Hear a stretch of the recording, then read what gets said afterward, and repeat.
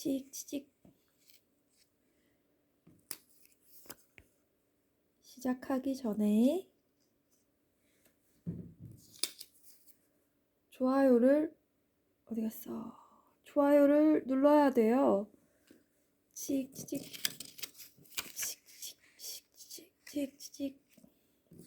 시작하면 잊어버려. 좋을 거니까 미리 좋아요를 눌러놔요. 아, 공유. 얼마나 좋아, 나누면. 하하. 에고. 어설픈 패러디 인트로였습니다. 안녕하세요. 앨리스의 오후 2시 앨리스였습니다. 오늘은 제가 김어준 씨를 강제 출연시켰습니다. 가오나시 아닙니다. 이렇게 인트로를 하더라고요. 그래서 저도 패러디를 해보았습니다. 오늘 제가 하려고 하는 것은 제가 읽고 있는 책이 있는데요. 그것을 소개를 해드리려고 해요. 제가 읽고 있는 책은 바로 이 책입니다. 호모 에티쿠스, 윤리적 인간의 탄생. 이 책을 지은 선생님은 김상봉 선생님입니다. 저는 먼저 책의 날개를 읽는데요. 왜냐하면 출판사에서 이 작가를 가장 잘 소개하기 위해서 다듬은 문장이 여기 써있다고 생각을 해요. 제가 좀 읽어보면요.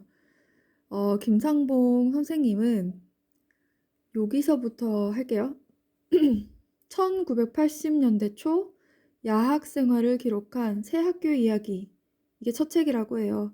그는 학창시절 독일에 유학하여 칸트에 대한 연구로 철학 박사학위를 받았다.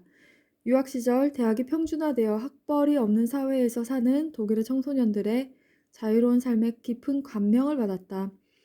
한국에 돌아와 입시 지옥에서 자라는 아이들의 아버지로서, 그리고 학벌 서열이 낮은 대학에 다니는 학생들의 교수로서 부딪혔던 수많은 문제들이 그를 사회운동의 길로 떠밀었다.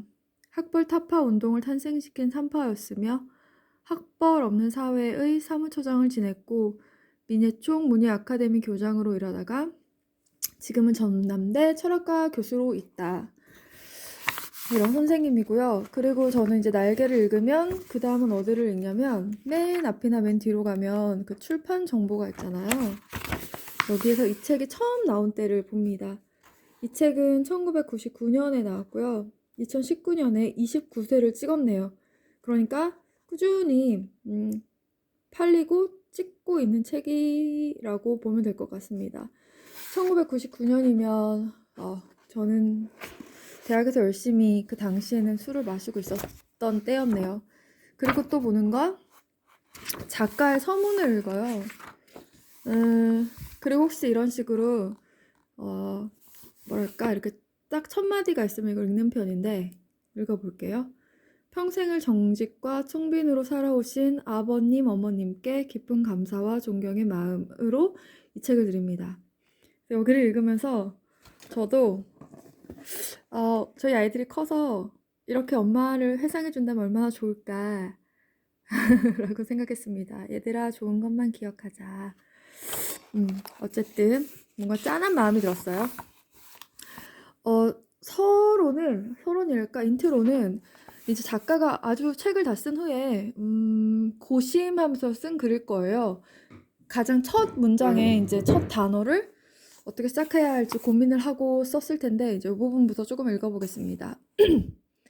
호모 에티쿠스, 윤리적 인간의 탄생을 위하여 빛의 자녀들처럼 행하라. 빛의 열매는 모든 착함과 의로움과 진실함에 있느니라. 신약성서 에베소서 5장 9절. 어떤 민족도 윤리와 도덕을 포기한 채 오로지 행복과 쾌락만을 추구하면서 그들이 바라던 대로 즐겁고 행복한 삶을 살 예는 일찍이 없었다. 오늘은 책 소개를 쭉 읽기보다는 조금 점프하면서 좀 설명을 해보려고 해요. 제 이해를 덧붙여서. 우선은 나 자신의 행복을 삶의 최고 목표로 삼지 않을 때 행복의 욕망이 아니라 선과 도덕을 행복보다 더 중요한 가치로 숭상할 때 도리어 행복은 우리 모두에게 보다 가까이 온다. 김성원 선생님은 행복을 쫓을 때가 아니라 오히려 더 큰 가치를 추구할 때 그것이 우리에게 온다라고 말합니다. 그러나 사실 우리는 너무 오래 이익에 대해서만 말해왔다. 그랬죠. 그래서 선생님은 이런 얘기를 하네요. 게다가 박정희가 신처럼 숭배되고 전두환이 도통한 도사인 양 염주 굴리며 설법을 늘어놓는 이 요상한 시대에 도대체 악하다는 비난을 받아야 할 사람이 어디 있단 말인가. 이런 말들 때문에 저는 몇 년도에 나온 책인지를 좀 살펴봅니다. 왜냐하면 그 시대에 이런 말을 해야 할 수밖에 없었던 어떤 시대적 배경이 있었기 때문이죠. 일단 2020년 지금 한 말은 아니니까요. 예나 지금이나 우리 사회에서 정의나 선은 강한 자의 권리다. 선이란 권력에 부수된 장식에 지나지 않는 것이다. 그러므로 내가 선하게 살지 않는다 해서 누가 나를 비난할 수 있겠는가. 어차피 모든 도덕이 위선인 사회에서. 그러나 선하게 살아야 할 아무런 까닭도 없는 이 무의미하고 덧없는 세상에서도 선하게 살기 위해 고뇌하는 사람들이 어느 시대에나 있는 법이다. 저도 이런 분들을 알고 있어요. 제가 손잡고 시민단체 활동하는 곳에 운영위원 분들로 참여하시는 분들인데 언젠가 기회가 되면 소개할 날이 올 것 같습니다. 이 책은 그런 사람들을 위한 것이다. 그러니까 저를 위한 책은 사실 아니죠. 저는 선하게 살기 위해 고뇌하는 사람은 아니지만 어쨌든 읽어보고 싶어요. 이 책이 참 따뜻하거든요. 그런 걸 이제 그런 사람 위한 것인데 여러분들은 그런 사람들일 거라 생각하며 도덕이 자연의 필연성이 아니라 인간의 근원적인 자유의 뿌리를 받고 있는 것인 한에서 모든 시대는 도덕의 의미를 스스로 정립하지 않으면 안 된다. 소크라테스부터 칸트에 이르기까지 서양 정신 추구해온 윤리적 삶의 이상이 오늘 우리의 자리에서 반추해본 기록이다. 이상을 반추해본 기록이다. 그러나 이 책은 선에 대한 이론을 탐구하는 윤리학자를 위해서 쓰여진 책이 아니다. 도리어 이것은 선에 대한 이론이 아니라 오로지 선 그 자체가 무엇인지 고민하는 모든 사람들을 위해 쓰여진 책이다. 선생님이 어쨌든 해직이 되었대요. 해직이 되어서 이제 강의 부탁을 받고 했던 그 강의 내용을 책으로 묶어서 낸 것이다 라는 설명을 합니다. 자, 이렇게 작가의 서론 인트로를 읽으면 그 다음 제가 하는 일은 차례를 봅니다. 이거는 말하자면 어떻게 이야기를 시작해서 어디로 끌어갈지 그런 구성을 갖는 책들도 있고 그냥 옴니버스식으로 단편 구성되는 경우가 있는데 어쨌든 이 책도 뭔가를 하고 싶은 말을 향해서 가고 있는 책이니까요. 책을 보면 우리가 맨날 그렇게 듣던 소크라테스부터 시작합니다. 너 자신을 알라. 아니네. 자신을 알라. 소피스트와 소크라테스 이야기. 두 번째, 한 이상주의자의 절망과 동경, 플라톤. 행복이란 무엇인가, 아리스토텔레스. 그리고 삶의 덧없음과 도덕의 숭고함, 스토아 학파. 참된 쾌락이란 무엇인가, 에피쿠로스. 참된 종교와 참된 행복, 아우구스티누스. 영혼의 빛 아래서 본 인간, 스피노자. 동정심의 윤리학, 휴움. 의무의 윤리학 칸트, 법칙 속에 있는 선, 칸트, 도덕적 절망과 종교적 희망. 도덕적인 절망, 종교적 희망. 칸트, 이렇게 구성이 되어 있습니다. 저는 지금은 여기 아리스토텔레스까지 읽었는데요. 오늘은 제가 소피스트와 소크라테스까지 소개를 해드릴게요. 참 유명한 말이죠. 너 자신을 알라. 왜 이 말이 나오게 됐는지 여기 읽어보면 알 수 있는데요. 소크라테스가 한 말을 한번 읽어볼게요. 빼어난 자여, 그대는 재물에 대해서는 되도록 많았으면 하고 관심을 쏟으면서도 세평과 명예에 대해서는 마음을 쓰면서도 지혜와 진리에 관해서 자신의 영혼이 온전해지게끔 영혼에 관해서 마음을 쓰거나 생각해보지 않는 것을 부끄러워하지 않는가? 부끄럽습니다. 자, 뭐라고 할까요? 첫 번째, 소피스트와 그의 시대.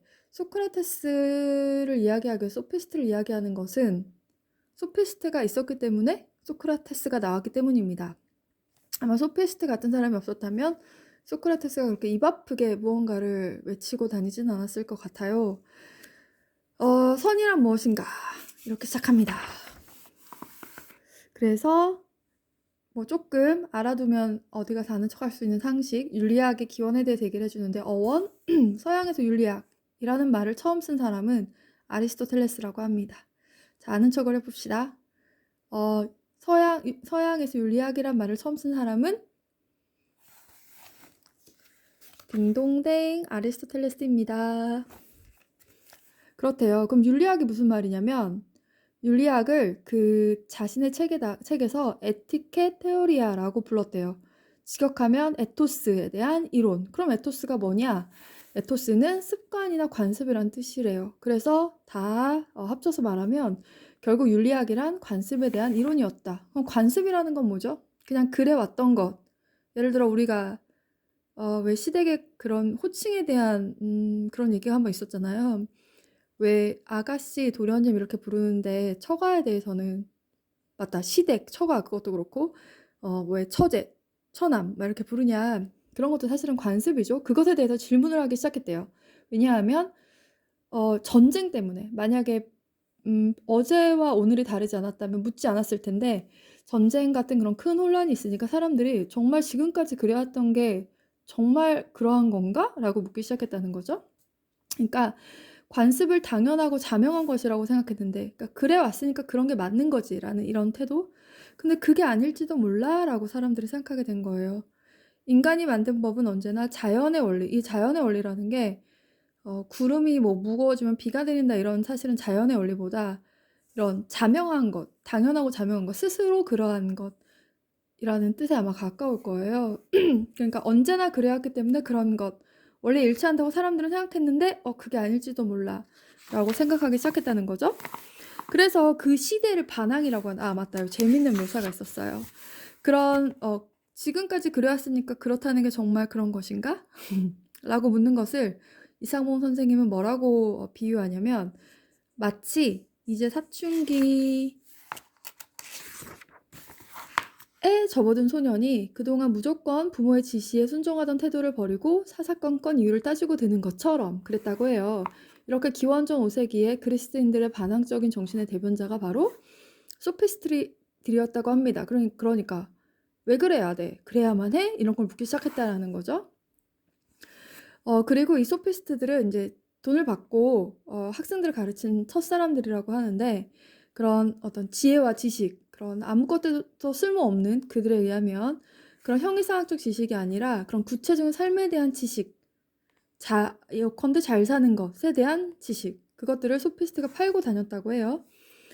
그런데 이제 모든 것에는 자신의 그림자를 갖게 마련이다라고 말하면서 객관적으로 근데 소피스트들은 이렇게 주장했어요. 객관적으로 옳든 그르든 간에 사람이 말을 어떻게 하느냐에 따라 옳은 말이 틀린 말로 만들 수도 있고 옳은 말을 틀린 말로 만들 수도 있고 틀린 말을 옳은 말로 만들 수도 있다고 떠벌리고 다녔다. 어차피 객관적 진리는 없고 주관적 판단일 뿐이니까 중요한 건 어떻게 해야 옳은 것처럼 보이는 말을 할 수 있는가.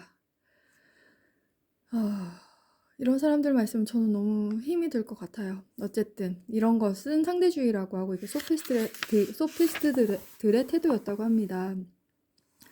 그러면 그런 상대주의나 욕망의 자기주장, 내가 원하는 게 옳은 거다? 뭐 이런 것들은 모든 도덕성의 무덤이라고 합니다.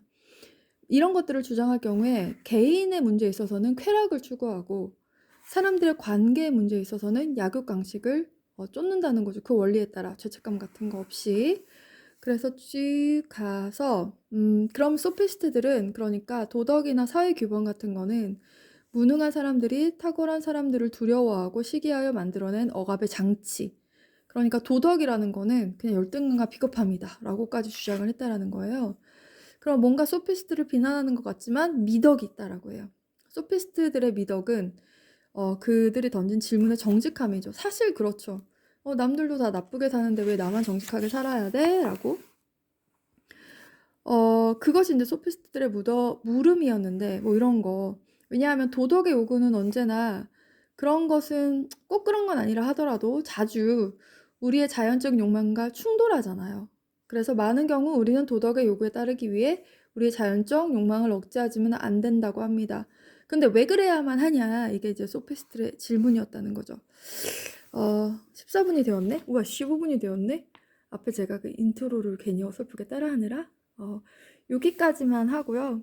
그 다음이 이제 소크라테스인데 소크라테스가 등장하는 그 사회적 배경은 이랬었다까지만 하고 또 기회가 있으면 소크라테스에 대한 이야기를 한번 해보도록 하겠습니다. 그러면 앨리스의 오후 2시 오늘은 소피스트들을 만나보았습니다. 다음에 또 만나요. 안녕.